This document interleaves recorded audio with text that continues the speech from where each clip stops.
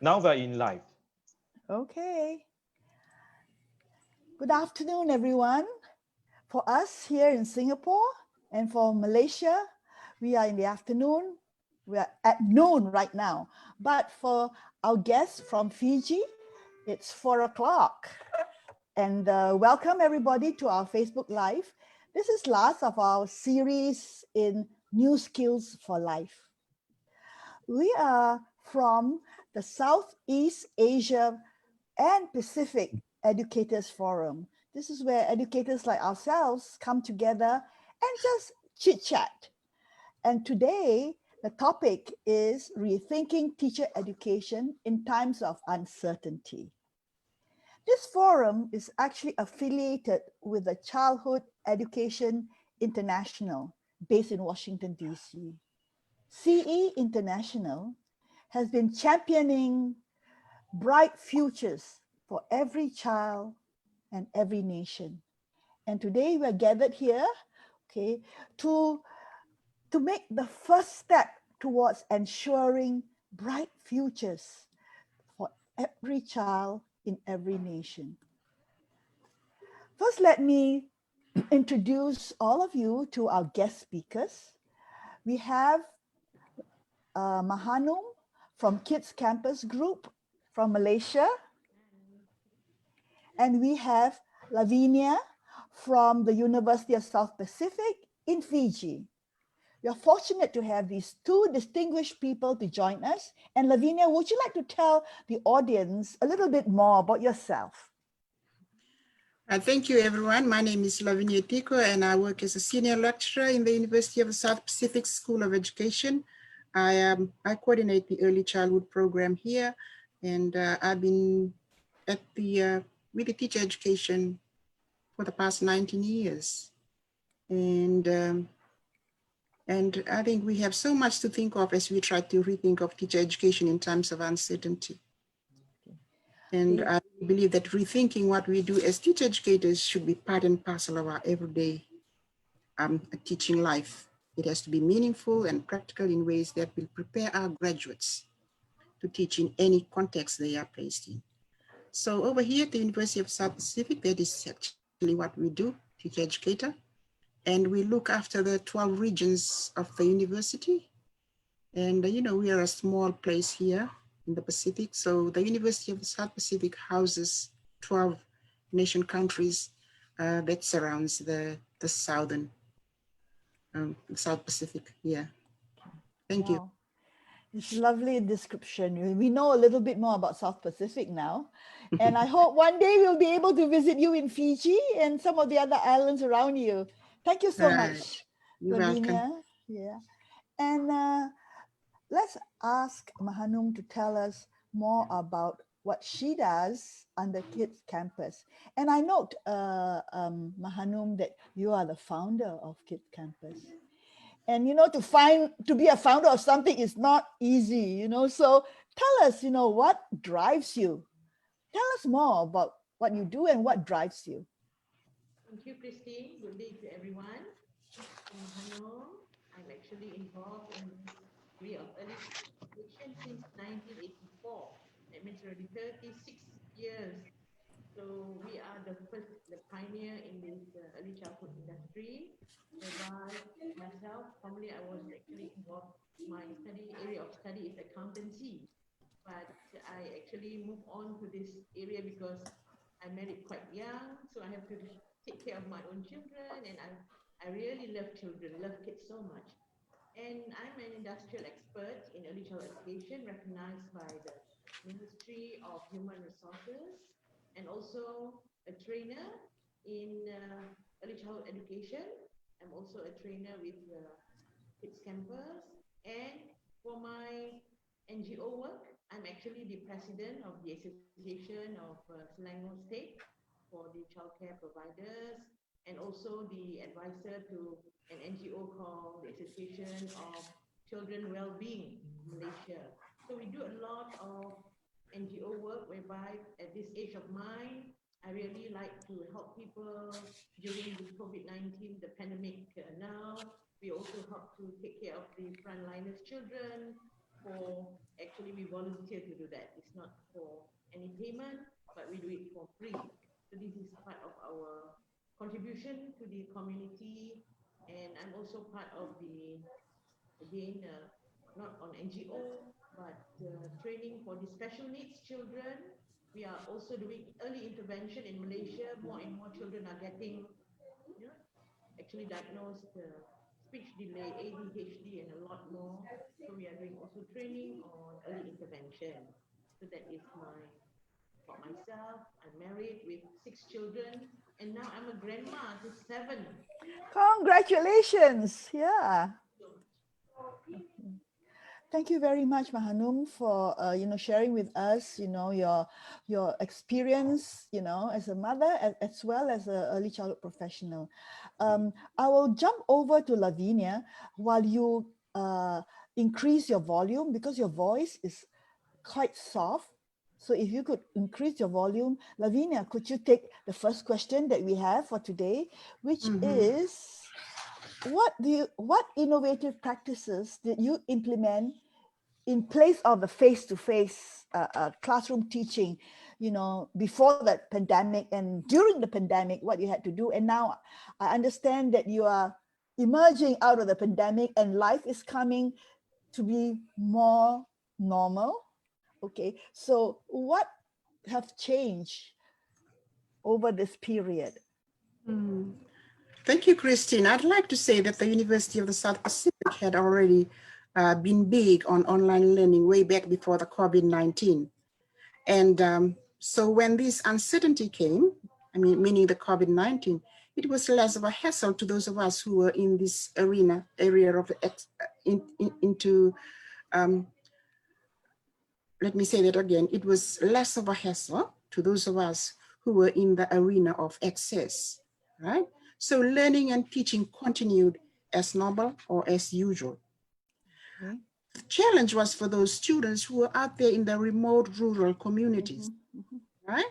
Yeah. And what we did was we had to print materials and resources that would assist them in their assignments or in their tasks. So these students were also provided with free data from the Vodafone and the Digicel for use in their phones or laptops for the learning purpose only. So, and these students would travel to the nearest campus to enable access to these materials for free.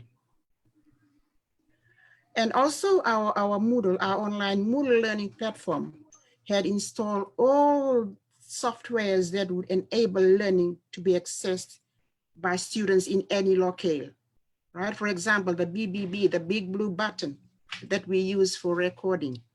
It can be interactive, or for example, I just record my lectures and the students will come in anytime to view the lectures. As I said, recording softwares that could be used for recording lectures and tutorials were also there, right? We also have Zoom live sessions 3 times a week, or sometimes in some classes, maybe every day, a 1 hour duration or 2 hour duration. It really depends. And these Zoom tutorials are recorded and students can come in anytime to listen.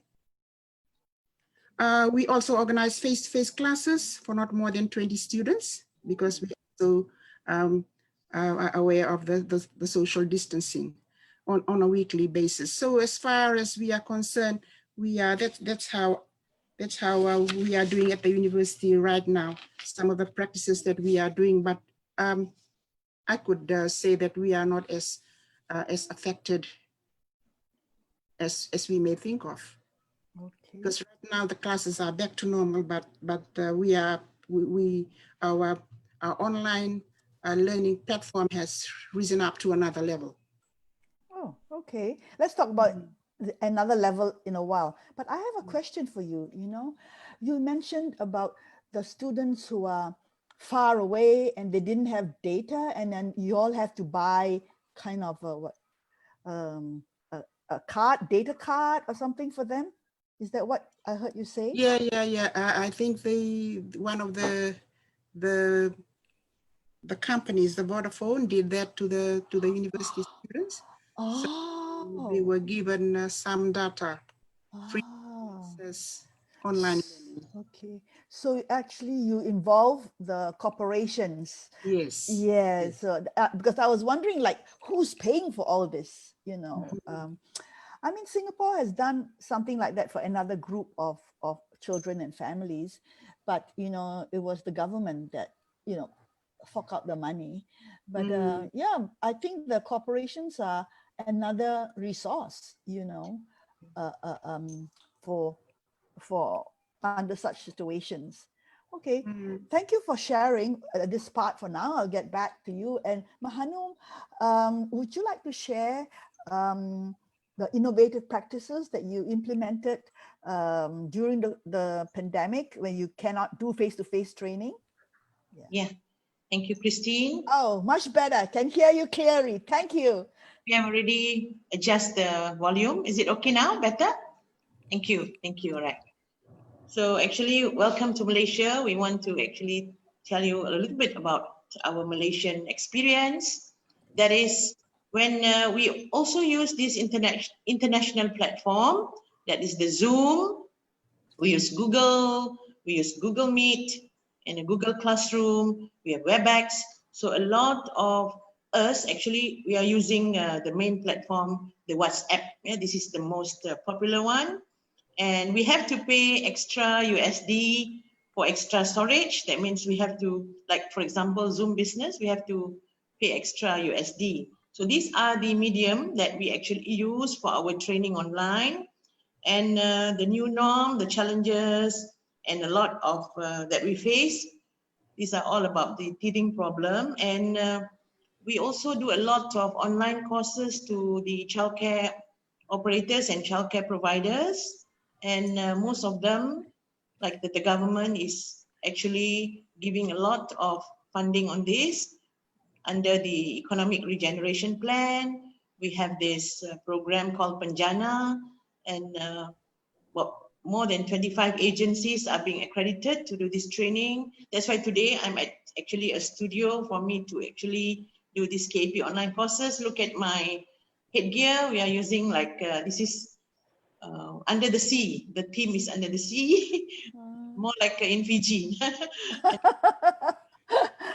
So we do a lot of innovative things so that it's not boring. We know that when you see the screen only all the time, it will be boring. So this is actually the main thing that we do on online. And there are also some who cannot actually afford to actually follow the training. So we have actually some subsidy for them. We are supposed to give them the internet, the line that is very, reasonable for them to achieve that, those who cannot afford, yeah. So the B40 group, we call it in Malaysia, the B40 group. So these are some initiatives for the agencies in Malaysia doing teacher training. And as usual, we have a lot of training during our MCO, our movement control order. We have the first thing is on good governance. We do a lot of training about the new SOP, the standard operating procedure, how to actually the routine of the children from the beginning that they enter the center until the end, how they actually have to wear all this new norm. They have to wear face shield or mask or all this sanitizing, disinfectant. So these are new things that we always do it, but we have to be more, we have to pay more attention to all this new norm in Malaysia. So what we have done, like in Fiji also, Dr. Lavinia has mentioned about the offline classes. We also have that, but we actually have the SOP for training. We cannot take more than the number of people according to the area of the place or the venue. So this is what we have done, and Malaysia just celebrated our Independence Day, that is on the 31st August, and coming soon our Malaysia Day is on the 16th of September. So with that, we actually do a lot of celebration using thematic, and we involve a lot of parents by training the teachers on how to engage parents on the collaboration and the community development. Thank you very much, Christine, for this little bit of innovative practices that we can share. Okay, thank you, Mahano. Maybe you could inform the audience about, the way teacher education is being done in Malaysia for early childhood education. Of course, you have the universities, and Lavinia is from a university, but you talked a lot about agencies, right? So perhaps you can tell the audience about agencies, because I'm very familiar with that too, because in Singapore we had agencies doing the training, and we had 21 at one time to train the early childhood teachers. Yeah, maybe you want to tell everyone about the agencies, the system. Yeah. Accredited training agency under the Ministry of Women and Family Development. So what we are doing, actually a compulsory course to all the teachers, childcare providers in early childhood education. They must attend this 144 hours course plus 40 hours practical session and 3 hours of assessment. So this course is actually, before this, it's done offline, but now it's done online. And this is the module of this course. Actually, we call it Permata in Malaysia, in Bahasa Malaysia, our Malaysian language is called Permata, or the precious stone. Yeah.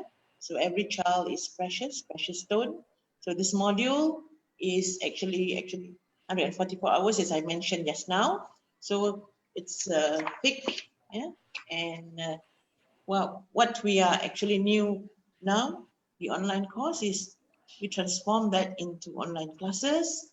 And those who are attending, most of them are early childhood teachers, the supervisors, the operators, and those who have not undergone this training. And they will get this certification after they complete all this, and the certificate is also on they call it e-certificate.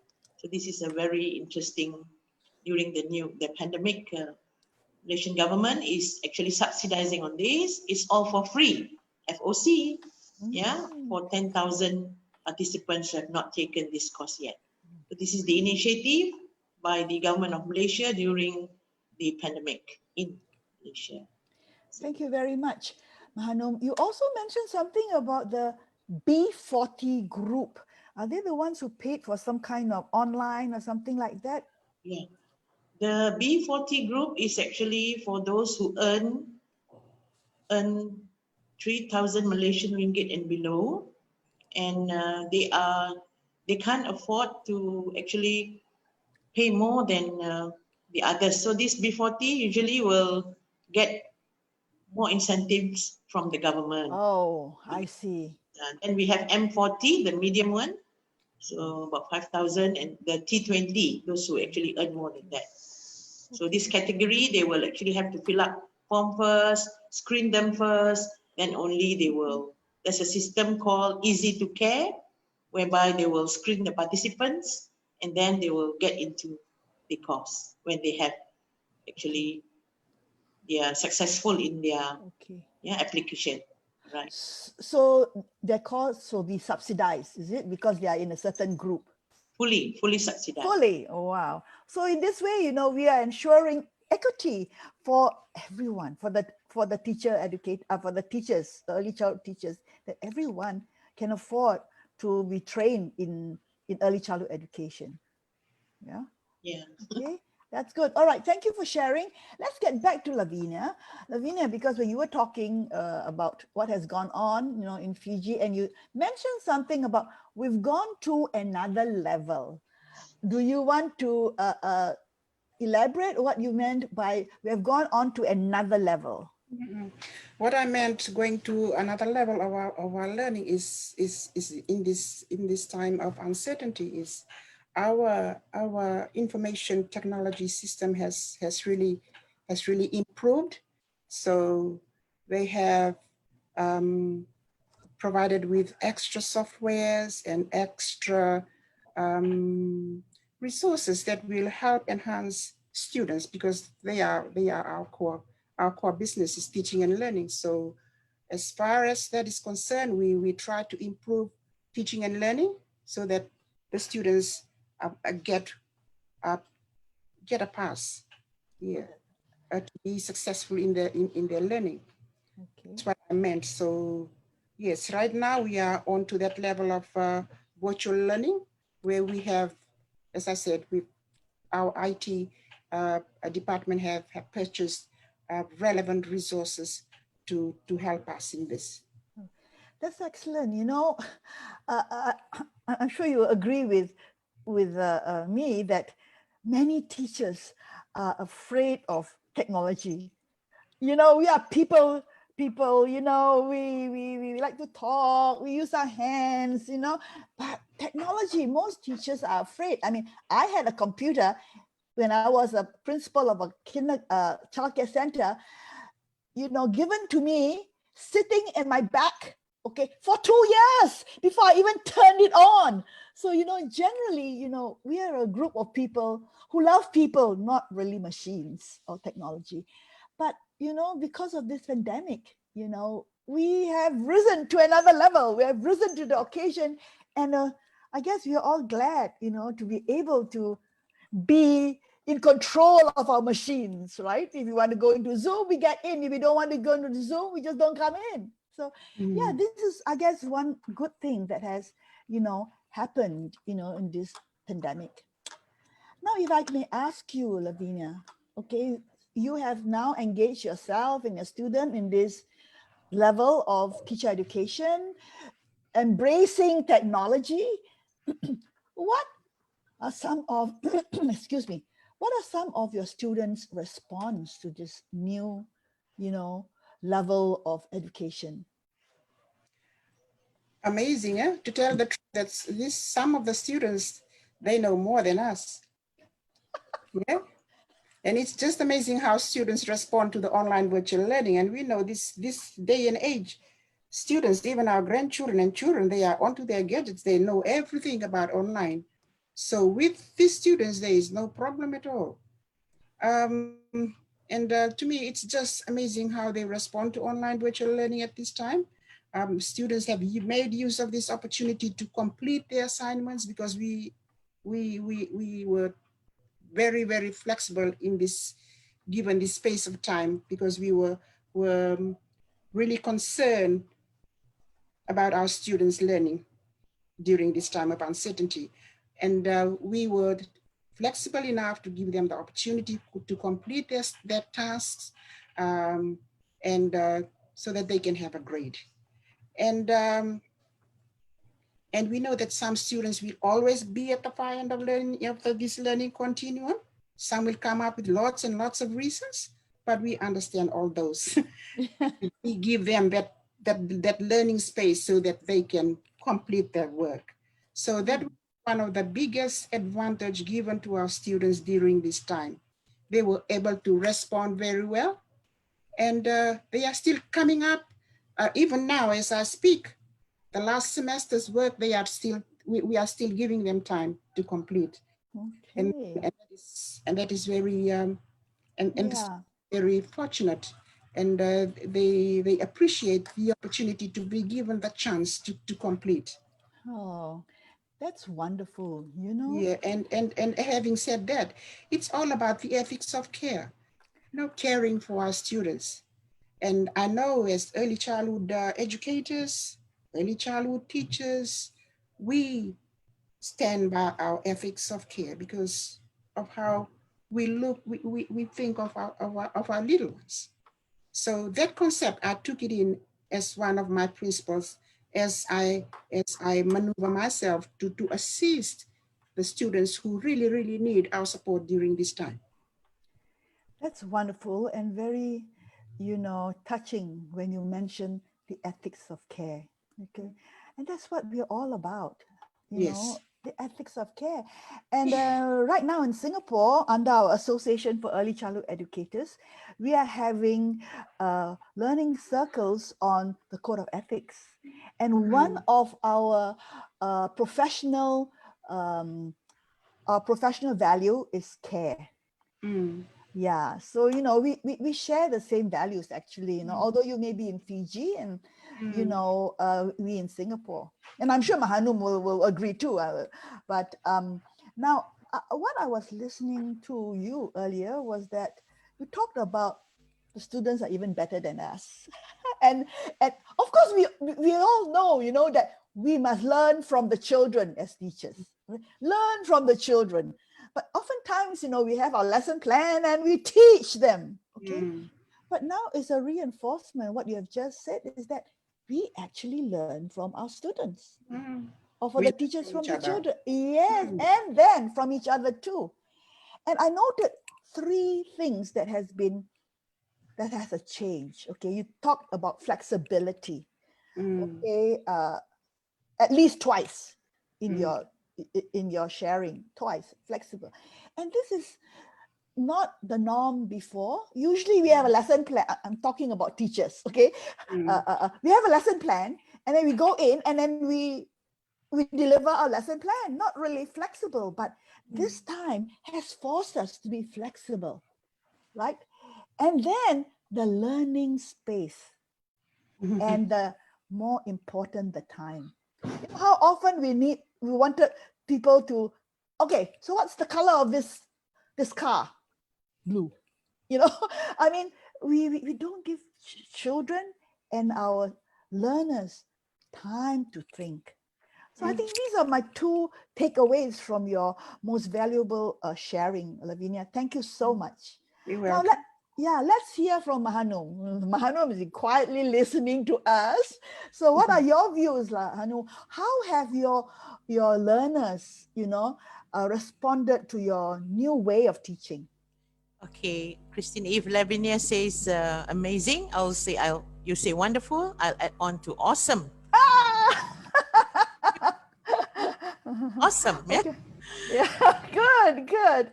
Yeah. From them who are actually 2 series, most of them are the younger generation.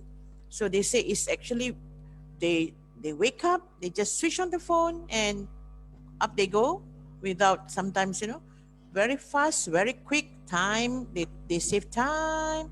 They really save their, you know, they don't have to really, you know, they even sometimes, sorry to say, they say they just wash very quickly and okay, straight away they are on their Zoom or their classes already. And also their energy, they say they don't have to travel by bus or, you know, and also, yeah, they don't have to pay. So this actually cost saving. So these are things that make them, they say, wow, online classes make them feel happier. They feel like so good. All this, I already mentioned about this time consuming, not time consuming. They say like, wow, so much time for them to prepare and they are not tired.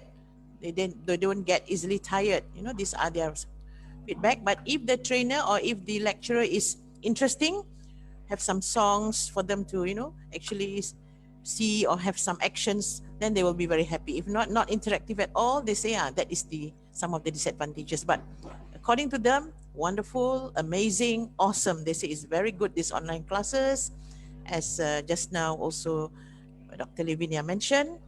And some, as I mentioned just now, those who have like, we in Malaysia, there are also teachers who are more than 40 plus, going to be 50 in their 5 series.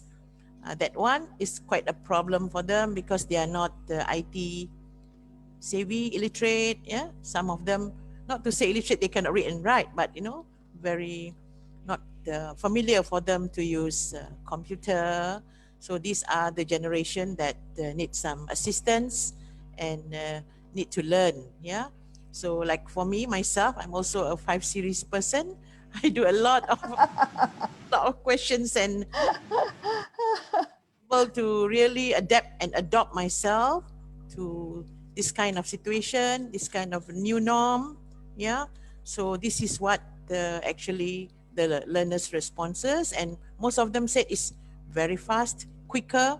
Yeah. As I mentioned just now, less time is used, less monetary wise, they actually save. Yeah. And most of them, they really like online classes. They say, wow, this is really good. And especially when exam time, the assessment time, They say it's just wow, so easy, everything online. So this is what their comments were, because a Muslim scholar said, teach children according to their generation. So now the generation is actually the modern IT is not no longer, especially this pandemic has taught us how to be more creative, more innovative. So these are things that their responses were when we conduct online classes.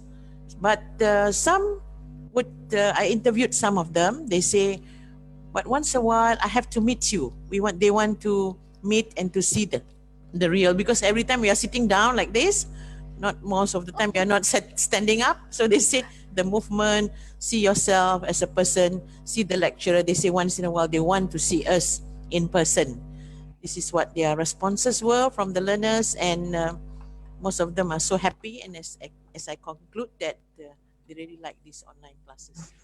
Thank you so much, Christine. Thank you so much, Mahanum. When you first started, you shared the story of how students would just, the first thing they do, they get up, they go and turn on the computer or the iPad or whatever and to see what's online. Yeah, I mean, I see, motivated students. that's right. I see motivated students. I see students in a classroom sitting in rows. Okay, these are students to be, okay, sitting in rows and waiting for the teacher to come, and they have their hands like on the table, so lethargic. It could be because they've been traveling for miles to come to school, okay, or maybe they're just not motivated. But from what you have said, learning online have gotten us motivated students. First thing to do, get up, you know, and look what's online for your Google Classroom or what Zoom Classroom. Okay. Now, you also mentioned, about um, our 5 series, sorry, not 50, 5 series, 4 series. I love that term. I'll use that for myself too, but I won't tell you what series I mean, okay? But anyway, uh, you seem to mention that they may have some challenges, because they may not be so quick on technology, and all that, okay? So, Lavinia, I would like to shift this discussion to you. We have all given amazing, wonderful, and awesome kind of descriptors for our students. Okay, do you have some students who, like Mahanum talked about the 40 series, 4 series, and the 5 series? Do you have some? Yours are younger students, but even among them, are there students who may not find this experience as wonderful, amazing, or awesome? Could you share with us? Yeah, we do have students who are in that category. What we do, I give them chances. So they go through counseling sessions. Um, they provide evidence of what they had faced, personal problems, sicknesses, family problems. Yes, you name them. And we give them chances because those problems or challenges or uncertainties, personal uncertainties are way beyond their control. So we look at them through the eyes of a mother, the ethics of care, as I mentioned earlier on. So my philosophy is I think of my work as to be inclusive in all that I do. So a student who may be on the verge of failing,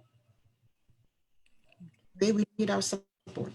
Okay. So the student will need that support, and I do that support, and I give them every opportunity, Okay. that particular student to carry on the task and be able to pass. Excellent, excellent. May I confirm with you that your students are of the younger age? I mean, in Singapore and in Malaysia, we have learners who come to us in their 40 series or 50 series. So, how about your learners? What kind of age group do they come from generally? These are young adults, yeah, and they range from 20 years, some are 40s, so it ranges Okay, all right. in the young adult years. Okay, young adult years. So I guess these young adults, they also have to deal with their own personal life stage, Yes, what it means to be young adults. It could be also the boy-girl relationship, yes, yes. could be Mm, the time when the time when their parents may be deciding to split up, or death in the family, the grandparent, or something like that. Yeah, yeah. And it also points to the fact that now with this current situation, we as teachers in children's classroom, or as teacher educators, we're not only there to teach the curriculum, right? We have to see that we need to be counseling the student, mhm. right? And we are addressing the student or the learner as a whole person, you know?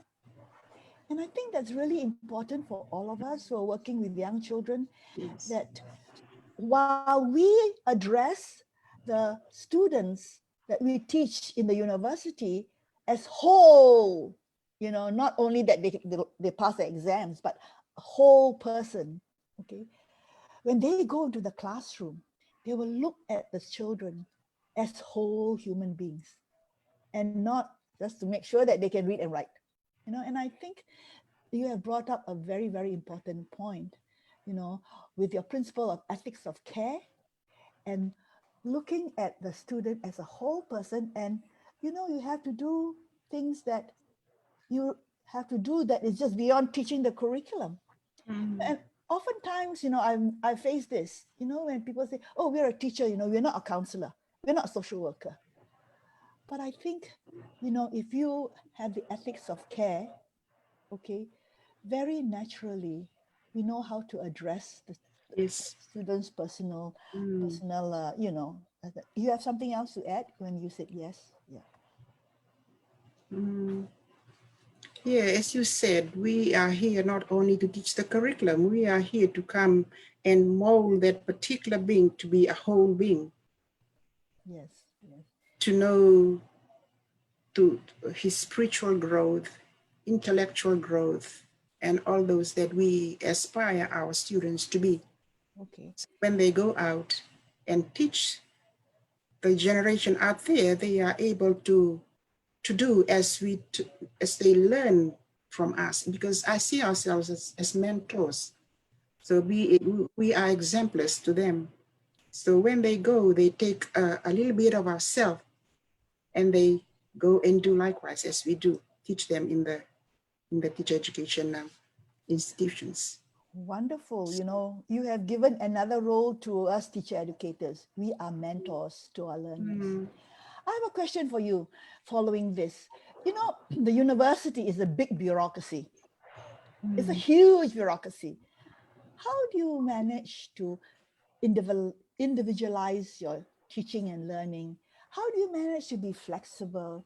How do you manage to address the whole, child, when you have certain deadlines, certain schedule from this bureaucracy? How do you manage this?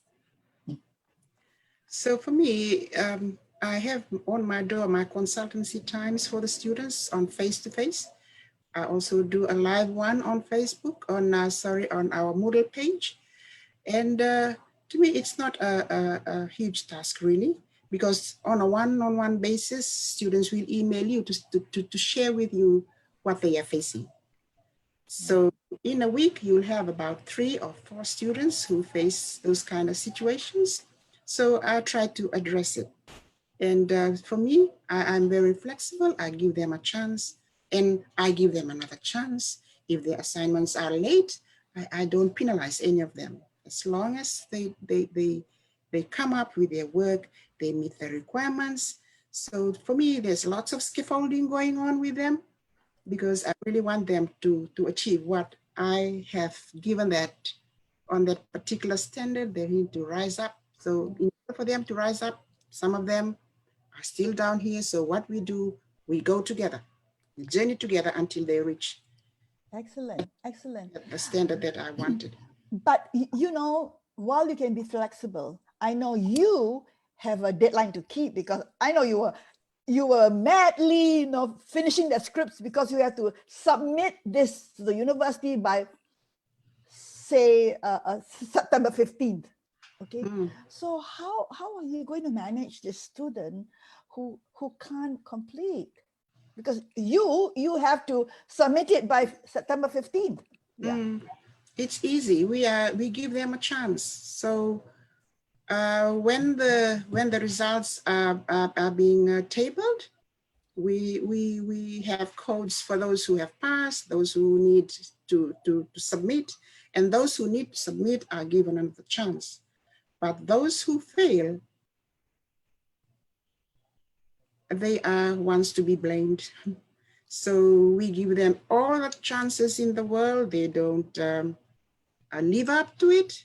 So yes. Okay.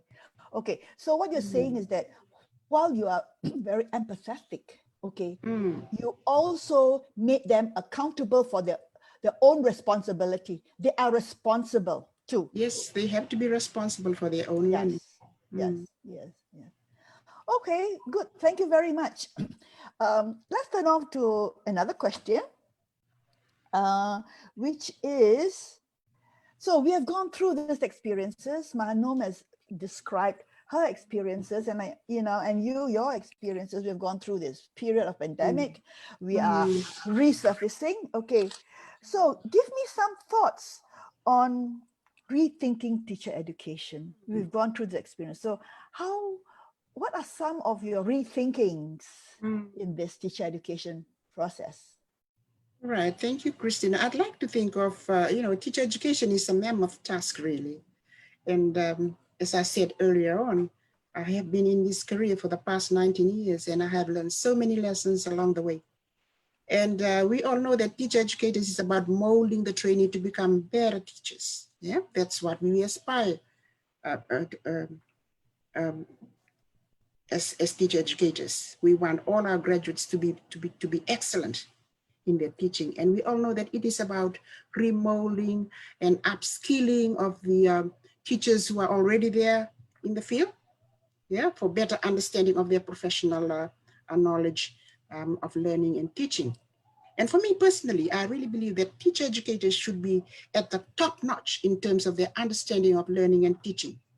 That is their understanding of the curriculum pedagogical knowledge, yeah, and most important also, they need to participate in research that will inform their practice. To me, that is very important. And I always believe that our graduates mirror what we teacher educators do in the institutions. And also teacher educators, I like to say that teacher educators should be reflective practitioners, right? It is the ability to reflect on what I do or we do and seek ways to improve my knowledge and my skills of how I teach the teachers to be. Yeah, and in other words, it is, to me, it is also the ability to reflect on my actions, right? And to engage in a process that will help me to grow. Okay. Right? It involves paying critical attention to the practical values and the theories which inform my my everyday actions, right? As I think you said it a while ago, by examining my practice reflectively and reflexively. And being a teacher educator for the past 19 years has broadened my philosophy of teaching. And if I could say here that teacher educators as the best people who scaffold learning, I said that earlier on, and be able to stand back and see how your students have performed. And of course, like any classroom teacher, it is about going backwards and forwards many times and to make learning as authentic, contextual, and meaningful as far as possible. And to me, I like to see high quality learning, right? That is when teachers or our graduates go out to teach, right? When they go out to teach, they are able to stand tall, they are able to withstand any uncertainty that may come their way, and they ought to be, as I said, to be reflective and reflexive in their work, yeah? And they ought to be drivers of change in whatever circumstances they are in. And I think this is my take for today's conversation. Thanks. Thank you. Thank you very much, Lavinia. It is very clear that your vision for your learners, okay, the teachers of young children is very, very clear. And you also mentioned earlier on scaffolding of learning, and that you saw that as one of your roles as a teacher educator to scaffold the learning of your learners. And scaffolding of learning is what we teach in early childhood education, right? Oh, teachers, you there, when you go there, you are out there in your classroom, you must scaffold the children's learning. And this is what you do to scaffold the children's learning. These are some of the questions that you can ask the children to scaffold their learning. Okay. But we are telling our students, this is what you need to do to scaffold the learning. Okay. But what we have just shared is how you, as a teacher educator, can model, okay, scaffolding of learning with your students, so they truly understand what is to scaffold learning, and not to tell them this is what you do when you go to the class. This is no. So I think this is a very, very valuable contribution to our discussion today, because when you model the scaffold of learning, and you talked earlier about mentoring your students, okay, they will also go out there to be mentors to the young children. Yes. Thank you very much. We'll ask Mahanum's opinion of this, and then I might come back to you again. All right. Thank you very much. Hi, Mahanum. You're on. Yeah, I'm on now. Okay. So, what are some of your thoughts rethinking teacher education? All right. I really think that teacher education or early childhood educators should be able to adapt and adopt to new changes and to this our environment, our pandemic today. They must be able to adapt and adopt. These are the word that I mentioned. And also very important, they have to actually, like my principles are, education starts from the heart. So I always mention education starts from our heart to their heart. Although they are far away, in maybe miles away, but we are near to our heart. So this is another thing that I really ensure that education for all the early childhood educators must start from their heart. And talking about professionalism and quality, what important thing that they have to really go on to move on is on their knowledge and their skills. As a practitioner, they must be able to transform into their skill. Plus, the important thing is their attitude. Attitude is something that is very, very difficult for us to really make sure that these early childhood educators, they love children, they like children, they really enjoy being with children. And I also would like to wonder about this point, the important point also about this 5 P's. I always mention about the 5 P's. What are the 5 P's? The first thing is passion. They must have passion. Passion will actually overpowers everything. Passion and patience. Yeah, these are two things that really make people in this early child industry.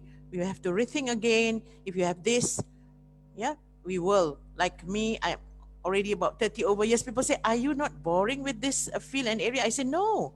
I've always been very, like Christina, very cheerful, very happy, very proud of ourselves to be in this industry.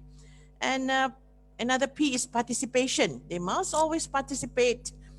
They must have positive thinking, and at last they will perform. This is where quality comes in. So the 5 P's that I mentioned just now, the first one is passion, patience, the participation, involvement, yeah, the positive thinking, and the most important thing, they will perform in this area of early childhood. because we know that the importance of the first 3 years are the most critical years. And besides having these 5 Ps on how to actually move on in this area of pandemic, like Malaysia, we are still having movement control order until the 31st of December. So we call our movement control order now is called the recovery stage movement control order, RMCO, the recovery movement control order. We are still following strictly on adhering to SOP. So teachers must actually believe, and teachers must have the real courage, the real commitment to follow this SOP, so that our our coronavirus will be no more in all the countries. All the countries in the world will be free from this pandemic. So these are all that I really rethink, that teacher education must have all these qualities. Yeah, and this is the time where we have parental involvement, the collaboration between parents, whereby it's easier for us to communicate. We actually give them a lot of awareness on the importance of the development. The screening time shouldn't be more than 4 hours for as the expert says, should be less than 4 hours according to their age. And this is the real time for us to have this connection between parents and the teachers. So we always educate the teachers to have a good collaboration, especially to parents, on community also. Yeah, the government, the community is actually supporting us very much on this during this time. It's a hard time for us, not an easy time for us to move on. So some of the centers are even accepting very few children because of the space. So we are all actually moving together, we work together, we fight together to have this pandemic. And I always sing this song after, maybe if you have time, can sing this song, we work together, we fight together. So this is what I actually think on the reflections on how to move on of teacher training, teacher education. Thank you, Christine. Thank you, Mahanum. I will end off and give you the time to sing, okay? I know you love singing. I've seen you singing. She's got a lovely voice. Okay, so I'll just do a little round up. I will give time for you to sing and I'll join you, okay? Like Lavinia, Mahanum had, really have a clear vision of the early childhood professional. She sees what an early childhood professional should be, and she put it simply in a 5 Ps of passion, patience, participation, positive thinking, and to be able to perform. Okay, such a very clear vision. And I see similarities between the two of you. Mahanum talked about education starting from the heart. Okay, and Lavinia talked about the ethics of care. So we all come, and like I said, the code of ethics in Singapore, one of our chief value is care. So really, early childhood education starts from the heart, okay, with the value of caring deeply, and that's where the passion comes in, okay, and the patience, because we care so much. And then the words that Mahanum used was, we need to adapt and adopt, okay, and Lavinia talked about being reflective and reflexive. So, we actually have, very many things in common. And I'm so glad it turned out this way because, our Educators Forum has shown how much we share the similar values, okay, and how much we can bond. That is the theme, early child educators bonding. And we bond because we share the same care, okay, the same ethics, and the same practice. I mean, basically the same values and beliefs. So I've rounded this up. In case, Lavinia, you have something to add, or Mahanum, something to add?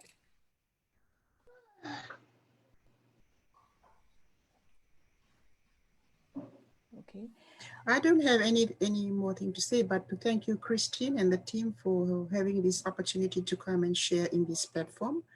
And I hope that we will have more of this in the future.